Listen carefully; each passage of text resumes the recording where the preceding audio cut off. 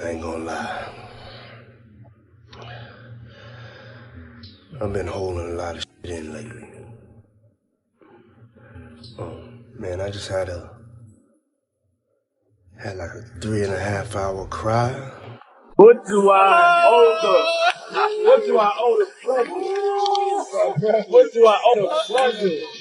The last time we speaking together, we wash your car for you. We wash your car with no shame in our hustle. When you got them getting it to that wash, and you know that tip gonna be good like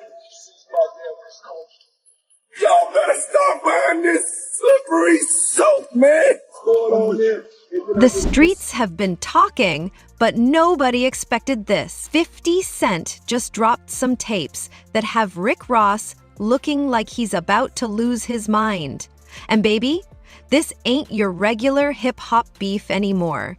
We've got the full story on how these leaked tapes about Ross and Diddy hit the internet. Trust, when you hear what's on them, you're going to understand why Ross is ready to burn the whole industry down.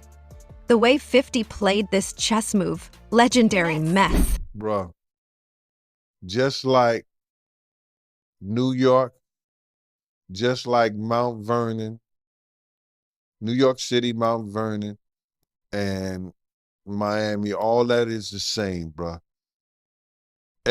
Nobody wants to be near him. Nobody wants to touch what he touched, be where he at. You understand? It's crazy, bruh, how his fall from grace, which was never from grace.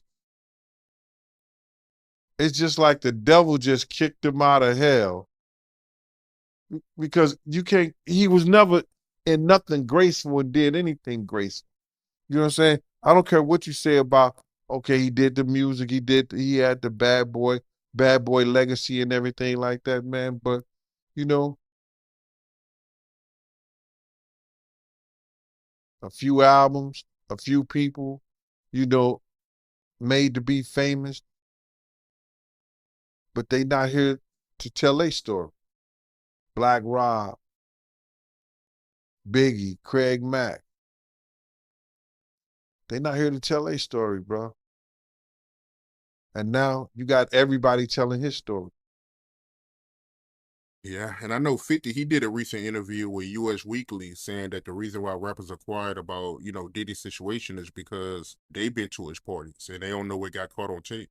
Bro, those people who was caught at Diddy party did not know that he had 250 tape recorders in that house.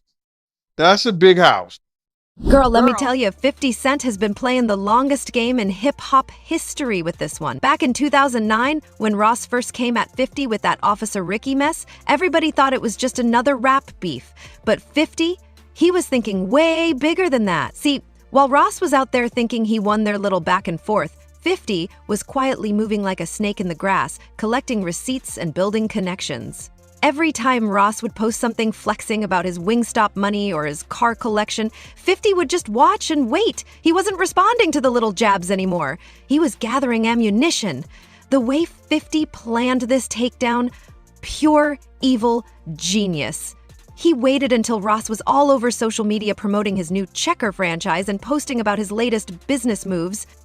Ross was feeling himself, thinking he was untouchable in the industry. That's when 50 knew it was time to strike. If you were paying attention to 50's Instagram the week before, you could see him setting it all up. First, he started posting these cryptic messages about how some people ain't poor, they pretend to be. Then, he threw up that post saying, "Time's running out for some folks." Nobody knew what he was talking about, but the streets were watching. Then, boom. On a regular Tuesday afternoon, when everybody was just minding their business, 50 hits the gram with that first tape. No warning, no buildup, just straight destruction. The way he did it was cold, too. He didn't even put a caption, just let the footage speak for itself. Within minutes, the whole industry was blowing up. But he had 250 tape recorders in that house that they took. that the feds found.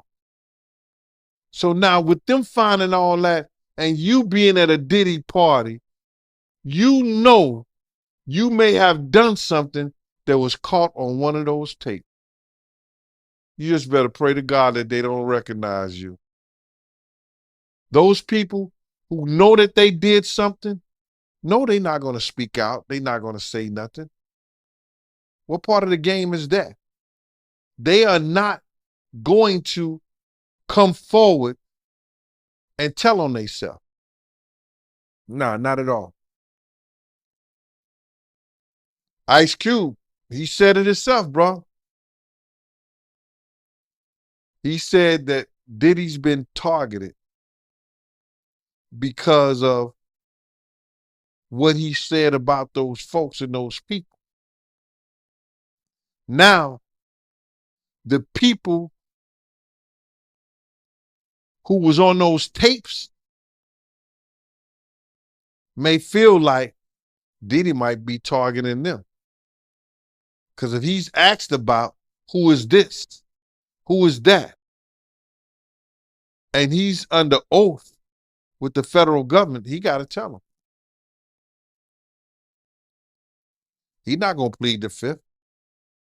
Yeah, I know that got to be a terrible feeling, man. You know you did something wrong at Diddy party, and you hoping and praying that it's not caught on tape. But they don't think they did nothing wrong. That's their lifestyle. That's their lifestyle, bro.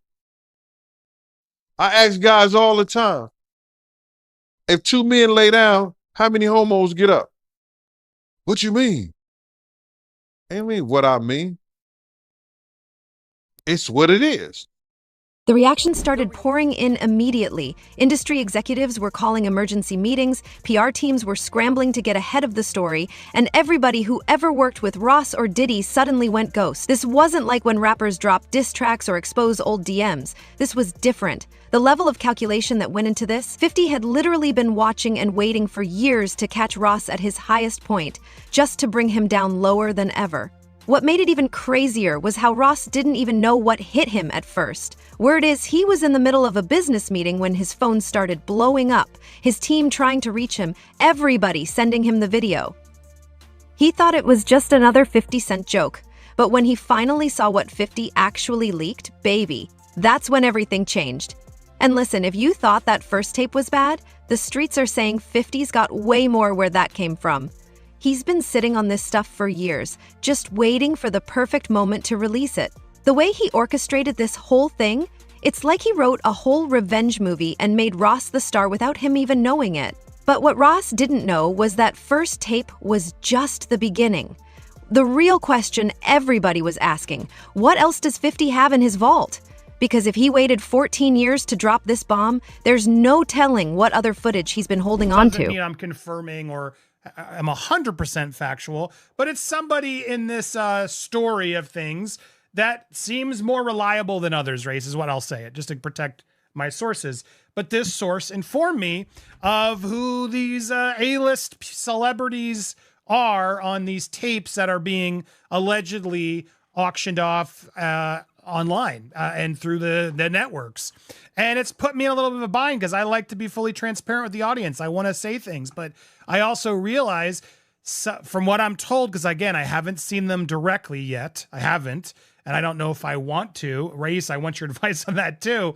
But the problem I have is just like, typically I want to report these things, but I got to be careful legally, ethically, morally as to what we report on here. Because as Ariel, the lawyer here, did admit, and I can attest based on the information I got from a separate, reliable source, people in these videos don't know they're being videotaped. That's a big issue, Race, right? Let's start out right there. If there are people on these tapes that don't know that they were being filmed, is that okay to talk about and to share? I have a big problem with that, as do you, Andy. And you tend to be an ethical guy, and you're taking the high ground here. Notwithstanding the fact that you may have some significant information and reliable information, but the reality is that, look, I mean, if people were recorded non-consensually and you're the one to identify them, I think that's a problem, right? And I think anytime anyone has content, right, this is not an email, this is not a text message, this is video. And there's specific statutes without using specific language I don't want to get into, but everybody knows what we're talking about here. It's Diddy with this person. I'll say that. It's Diddy with this person. Actually, yes.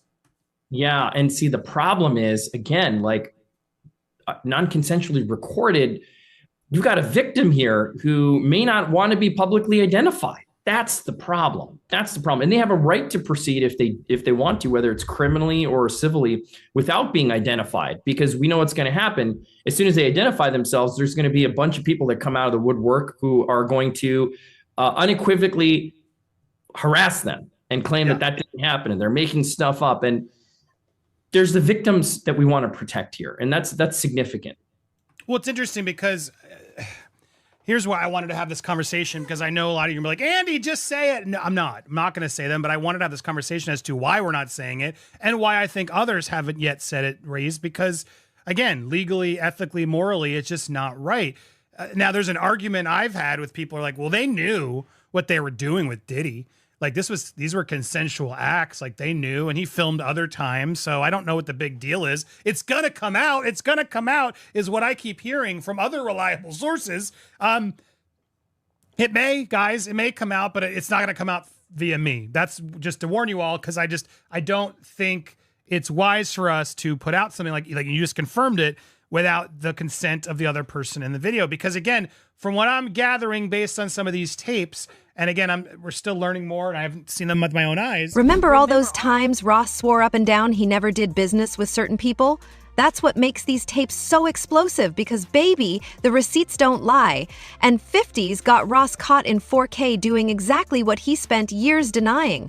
The footage 50 dropped shows Ross in some real compromising situations with Diddy, and we're not talking about innocent business meetings. We're seeing Ross at private parties acting real friendly with people he claimed he never even met. But the worst part? There's audio of Ross talking about deals that went down behind closed doors, deals he's been denying for years. In one clip, Ross is straight up bragging about how he and Diddy set up these special arrangements with upcoming artists. The way he's talking about it all casual has people thinking this wasn't a one-time thing. Industry veterans who've seen the footage are saying it's the kind of stuff that could get somebody blackballed from the music business for good. What's really got everybody shook is how these tapes connect back to those old rumors about Ross's early days in the industry. You know, all those stories he's been shutting down about how he really got his start? Well, these videos are painting a whole different picture. We're seeing Ross getting real comfortable with some characters he swore he never dealt with, talking about business moves he claimed never happened. Isn't it weird that the government was so interested in Diddy's baby oil that they took 1,000 bottles away from his house? If the government took 1,000 bottles of baby oil and somebody had things what appeared to be baby oil, and then you have to listen to the prosecutor. He said that they seized 1,000 bottles what allegedly to be baby oil. Allegedly to be baby oil. So that's telling people that it wasn't baby oil. And people think that that was baby oil, they out their mind. I don't believe it was baby oil. Yo, bro, when they went up in there, they knew what they was going to find. They knew what was ever in that baby oil or that those bottles that appeared to be baby oil, they knew about that at first. You got to realize 9 times out of 10, that individual that got caught at the airport, that was supposed to be their carrier, told them what they was doing and what they had. I wouldn't put him past that he told them everything. So when they went up in there, they knew they had to take whatever was out there, and that thing that appeared to be baby oil, they took that. They got to test every last one of them. Let's see how much, let's see how many of those come back to be baby oil. Bro, listen to me. Costco don't sell that much baby oil. Where you know sell that much baby oil? Yeah, I don't know any store that sell that much baby oil. I know Costco, they came out and said that they don't even sell baby oil. My sentiments exactly. But you personally, right? What do you believe was in the baby oil? If you ever seen a massage parlor being raided and they walking out the people, do they take the massage oil with them when they go? No, they just walk out the people who are being arrested. The reactions from inside the industry have been wild. One executive, who's trying to stay anonymous because they're still in the game, said, "Watching these tapes was like seeing somebody's whole career flash before their eyes." Another source, close to Ross's label, said they had to call emergency meetings because nobody knew how many more bombs 50 was about to drop. This ain't your regular rap beef where somebody exposes some old DMs or drops a diss track. These tapes got Ross and Diddy looking real suspicious, especially with all those other allegations flying around lately. The timing couldn't be worse either, right when Ross is trying to expand his business empire and Diddy is dealing with his own drama. The scary part for Ross is how these tapes could affect everything he's built. We're talking Wingstop franchises, that new Checkers deal, all those brand partnerships. Because once corporate America sees you caught up in something like this, they start getting real nervous about having their name next to yours. But the real tension came from knowing 50 was sitting on more footage. Every time Ross would try to deny something or explain it away, 50 would hit back with another clip that made Ross look even worse. It was like 50 had cameras following Ross for years, just waiting for the perfect moment to start dropping bombs. When word got back to Ross about what was actually in those tapes, that's when things started getting real heated. It's one thing to hear people talking about what they saw. It's another thing entirely to know there's video evidence out there showing exactly what you've been trying to keep quiet. And the way Ross responded? Baby, that's when everything went from bad to worse. If you ever seen a person getting arrested and the people being arrested in those brothel houses, do they take out the stuff in the brothel houses? No, they don't. They take the individuals who are being arrested out the brothel houses. For them to take 1,000 bottles of baby oil, it's like that they did not leave one. They left people there, but they ain't leave not one bottle. Nobody needed no baby oil. So my whole thing about it is that there was something in that other than baby oil. That's why they took all the bottles. And 9 times out of 10, if I would give it a wild guess, it was, and like some of the people told me, it was probably that GHB. What's that? I think it's gamma hydrox.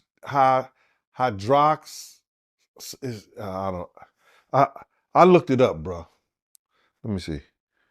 See if I can find it. I know this is just showing everything like that, but oh no. Let me. Yo, somebody tap dance or sing or do something. You know what I'm saying? While I'm doing this. Oh, here it go right here. It's gamma hydroxy butyric.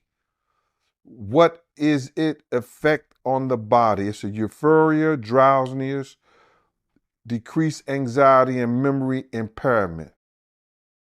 It works on the nervous system and gives you this feeling of euphoria. So they take that and rubbed it on her, and you forget who you are, what you're doing. It can also give you memory loss, drowsiness, and that's under the DEA, the Drug Enforcement Administration.gov. When the notifications started blowing up everybody's phones at 3 a.m., nobody was ready for what they saw. Ross wasn't just mad, he was going scorched earth in a way that had veteran PR experts texting each other like, somebody needs to stop him before he ruins everything. Ross's first response hit Instagram like a bomb. A 15-minute rant full of threats and accusations that had his own team panicking. He wasn't even trying to deny what was in those tapes anymore. He was just straight up threatening 50's life.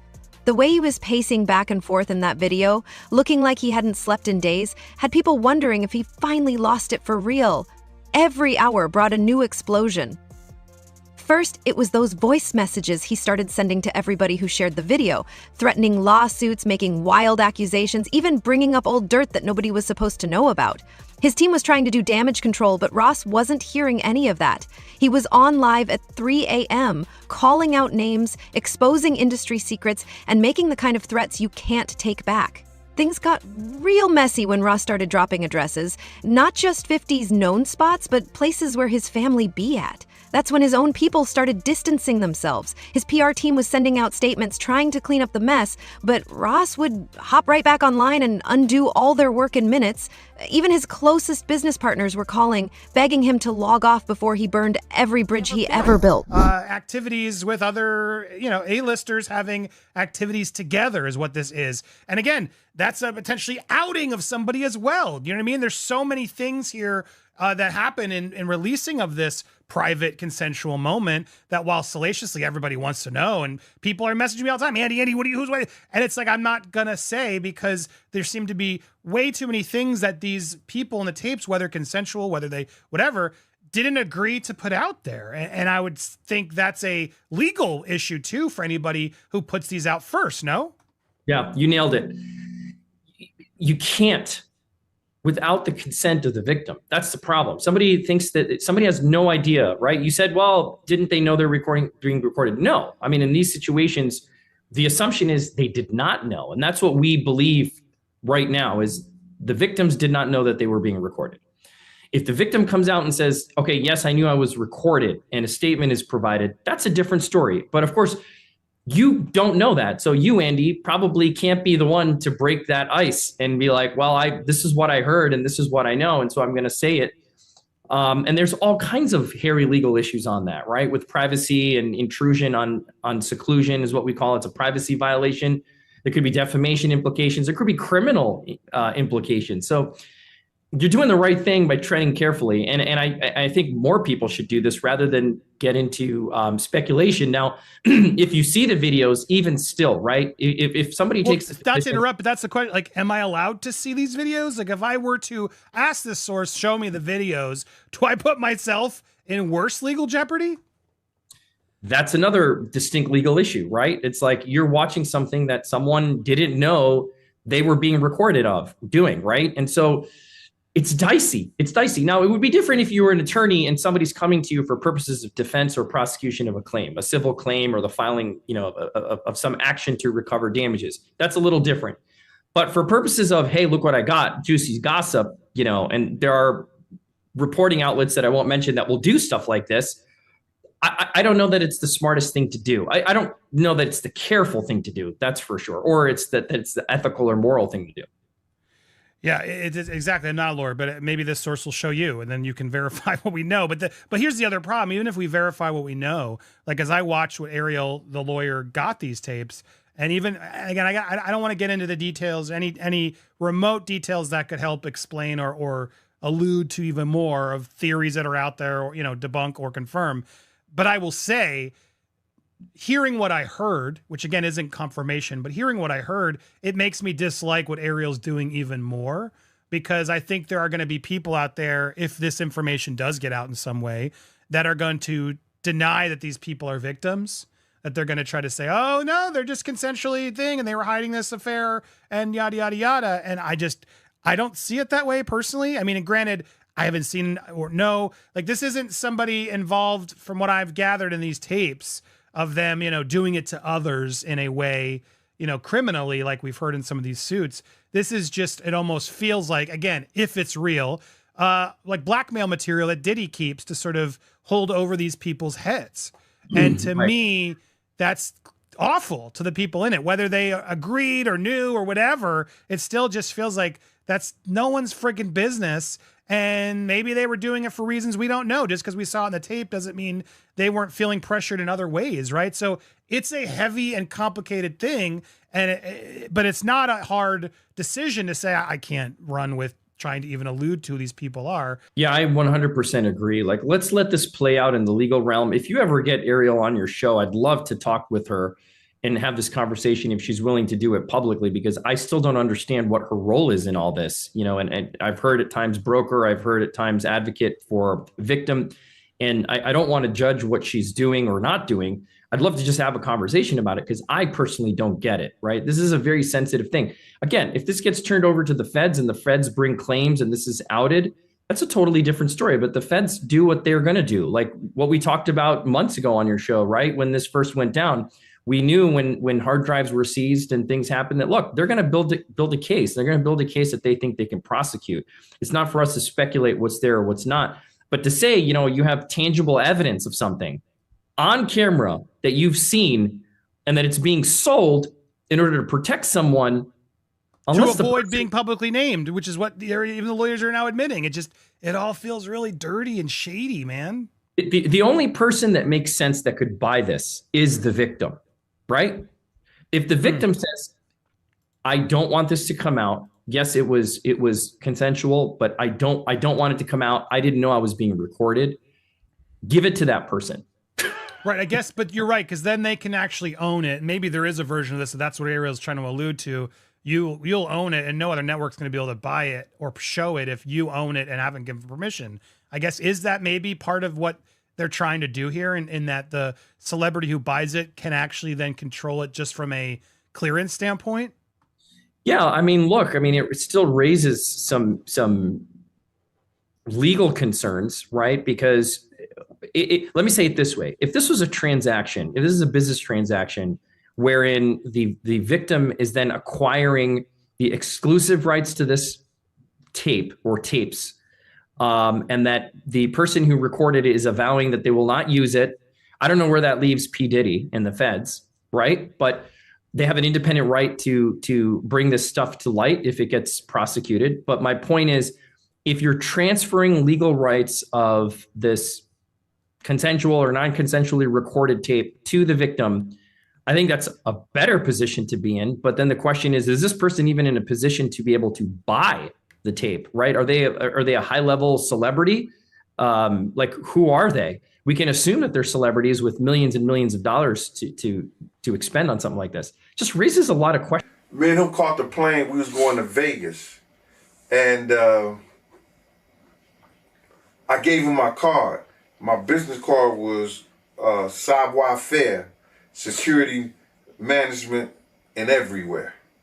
You know what I mean? So 50 did a song about that.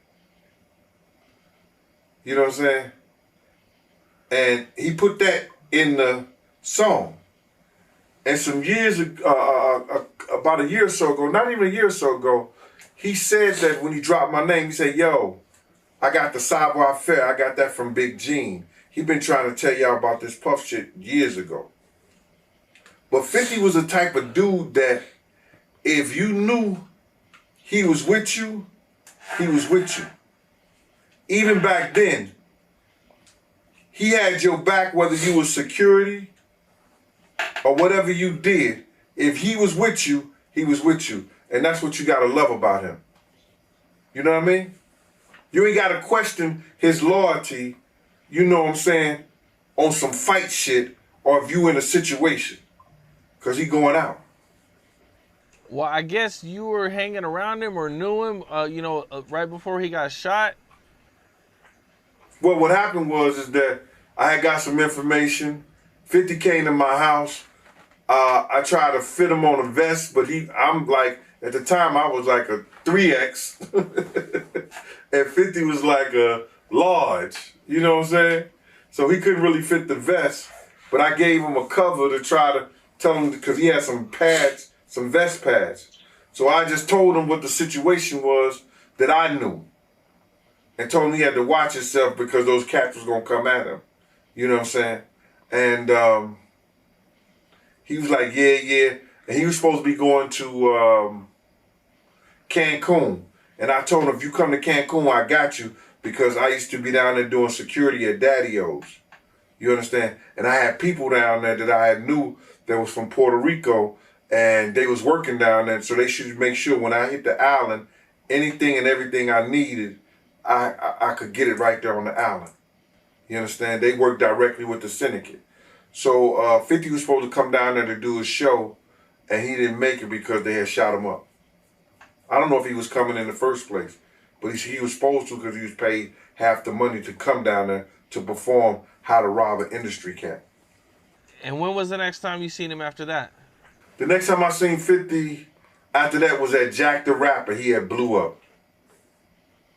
He had blew up, man. He was like, you know, he was this dude and everything like that. And I was sitting in we was in Puerto Rico, and I was sitting by myself, just chilling, and he had his whole entourage with him. He came directly over to me. He like, yo, Gene. I was like, yo, what up, Fit?